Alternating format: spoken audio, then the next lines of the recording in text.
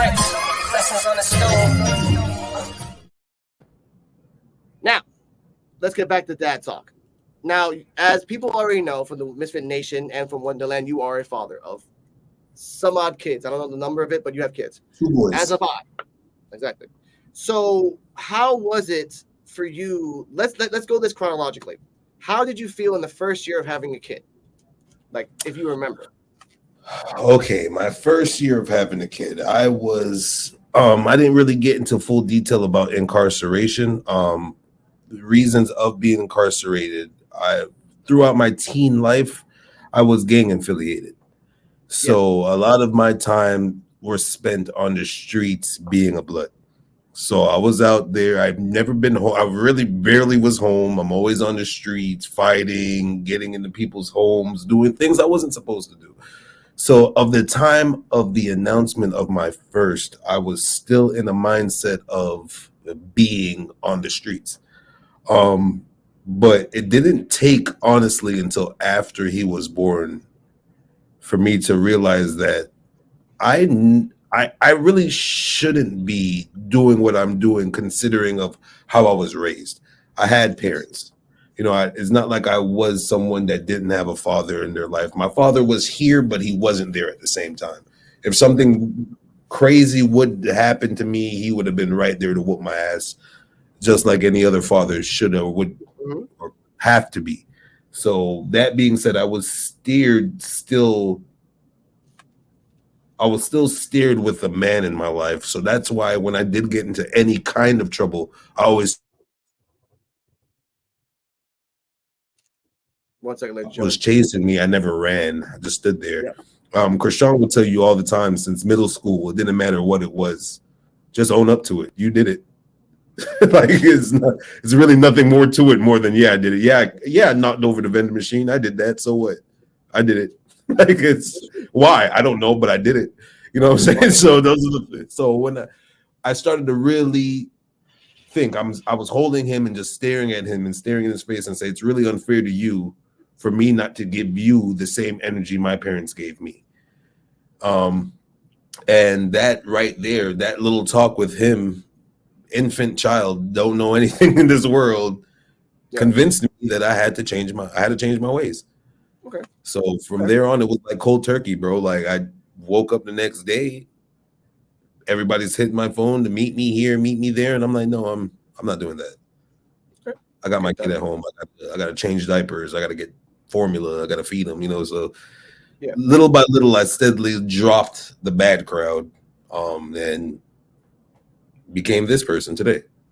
Yeah, I get that. Now we're gonna go a little bit more from that, but to give you a history lesson of mine, my son was born in a hospital next to my town.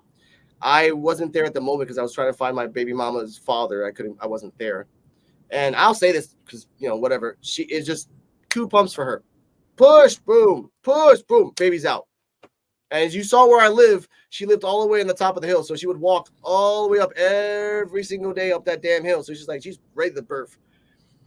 For the first year, just to be chronological here, I didn't have any feeling for my son because I was still a dumbass 29-year-old kid. I didn't want to have responsibility. I was going to San Juan every night getting drunk on cane rum and just stupid shit. I didn't really feel any affection for my son. My son knows this too because I've always been honest with him. I didn't really feel affection for him until I was around 5. Like around 5, 6 years old. And it was a very specific reason and a time that it happened too. It made me cry too when it happens. We were in Subway and we were sitting down and he had a sandwich and I had a sandwich and I was just talking to my baby mama. We were having a fight just because. And he looks at me and he's like, Dad, I soiled myself. Like, I don't feel good. I'm like, oh shit. Like, all right, I'll go to the bathroom with you and take care of you and stuff. And he's in the bathroom. He's crying and crying and crying. And I see him. And at that moment, I just started crying in Subway, hard. My baby mama gets to the door, yo, what's going on? What's wrong with Magnus? What's wrong with you? He's my son. I love him. I just cried like a freaking bitch. And from that point on, I walked him every day to school. I fed him every single day. I made sure he had it was instinctual. And no matter what, my son hates that now. that I go to his house every single day in the morning. Yo, you awake? Yeah. You alive? Yeah. I love you. Bye. That's it. Every morning. You going to school? Yeah. Okay. Bye. It's just it hits differently. So the next question I have for you: if one of your kids or all of your kids are in your teens, how is it now maintaining your sanity being with a teenage kid? Yeah, my oldest is 13, and I must say, and I say this from the bottom of my heart, I'm going to give you the misfit answer. I love my son. There's nothing I would not do for my son, but my God, he's the most emotional bitch I have ever dealt with in my life. And it's not like he's crying. He's not a crybaby. He doesn't shed a tear. It's just the way hoodie's always over his head. He has the AirPods in. He's always moping. He always has this look like someone's hurting him and everything. Yo, what's the matter? Nothing. He has a bunch of friends at school. He doesn't get bullied. Nothing to that nature, but he's just an emotional, like an emo child, bro. And I'm just chucking it up to being 13 and feeling like you're becoming a man and want to do everything on your own, but there's still lessons to be learned here, son. So he's still going to get bothered by me on a daily basis until he's ready. I know I'll check his phone. I see he has little girlfriends. He gets little twerk videos. He's doing all the little things that teenagers do. Oh, my allowance is going to the girlfriend I have for the week. I'm going to entertain her with my little allowance money. Everything to that nature. It's just little stupid things that it's definitely a change from, hey, daddy, can we watch freaking Nickelodeon or anime together? He doesn't do that anymore. Any bonding he wants is, hey, can you get on the PS5? You want to play Call of Duty? Like, that's literally my son does the same exact thing. I'm like, dude, like, I don't play Fortnite. I don't play Call of Duty, like whatever the thing is right now, because I've heard his ass scream and say profanities that sailors would fucking blush. And he's like 14 now. I'm like, motherfucker, what? Like, you ain't been in this shit to talk like that. What? Yo, you don't even know what you're saying half of the time. I feel like if you even know the contents of what you're saying, you're a little too old for your age. That's how I see it. And that's crazy to think about that way, because now the next question I ask you, no, two questions. Did you teach your children the basics of a house? And I'll explain what that means. My mom, as a kid, I didn't grow up with a father until she remarried, and I had a second father. The basics of the house that my mom taught me before she got remarried was that the child knows how to sweep, mop, wash dishes, do his own laundry or her own laundry, and organize before they even hit puberty. So I was going to ask you if you taught your children the basics of the house. Of course. I'm a Caribbean person. I grew up with Caribbean parents. I was born in Jamaica. I'm given the same kind of house rules and structure that I did growing up. So before puberty hit, even my 5-year-old now, my 5-year-old picks up after himself. He puts his dish in the sink. If he knows he's the only dish in the sink, to at least attempt to wash it. I'm not expecting spick and span from a 5-year-old, but at least he knows what to do. So when he is older, it could get done correctly. So yeah, I am definitely someone that gave house rules to my kids. Okay, I just wanted to know that, because again, I try to teach house rules to my kids, but me and my baby mama are separate, so he lives in 2 separate houses. So you can see how the mood changed between him living with his mother and him visiting me. And mind you, we live only in terms of feet, 200 feet away from each other. That's it. 4 flights of stairs, 20-second walk. What's up? That's it. And he's like, I don't want to go upstairs. I don't want to go up 4 flights of stairs. Don't be a lazy ass. I go up 4 flights of stairs every damn day. I'm 41. I'll be a little bitch about it. But I get that. So the next question I ask you, what would you tell your children to prepare for the future of now? Knowing that what we know, what would you tell your kids if this was the last day you ever saw them?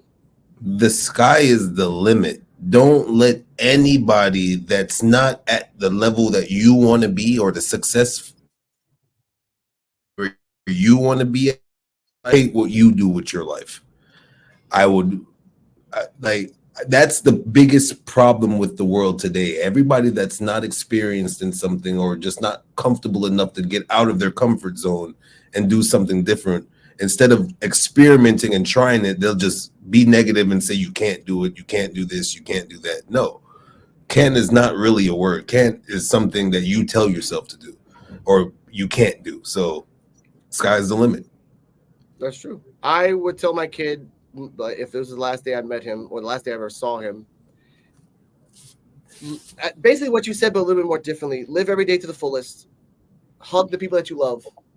Find the sun every morning and look at it, because that's a gift that you get every day for free. And wear a condom. You don't know how hoes are dirty these days. You just don't know, bro. Just wear a condom. Or at the most, tell the girl in a loving way, go to the STD clinic, get yourself checked out. In a loving way. I don't know how you can do that, but I'm just saying it like that.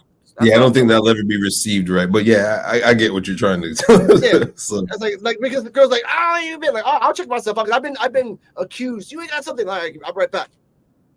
Go to Walgreens. Whoop, got the blood test. I'm clean. What now? What, bitch?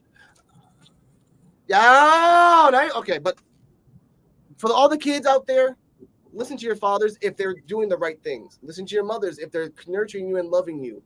If they're giving you good advice, remember to write it down, because then it'll come out 20 years later at a random time when you're at McDonald's. You're like, and then you start to cry because your father gave you some good advice that you didn't listen until later in life. Remember that. Now, we're in the final part of the show, which I want to make this really special. It's called 20 Questions. Now, I'm going to give Mr. Wonder 20 questions, random, and he's going to give me his answer off the top. This will not be derogatory. This will not be grimy. This will not be stupid. This will be thought-provoking questions and hopefully thought-provoking answers. So, question number 1. Do you fear death? no. Okay. Question number 2.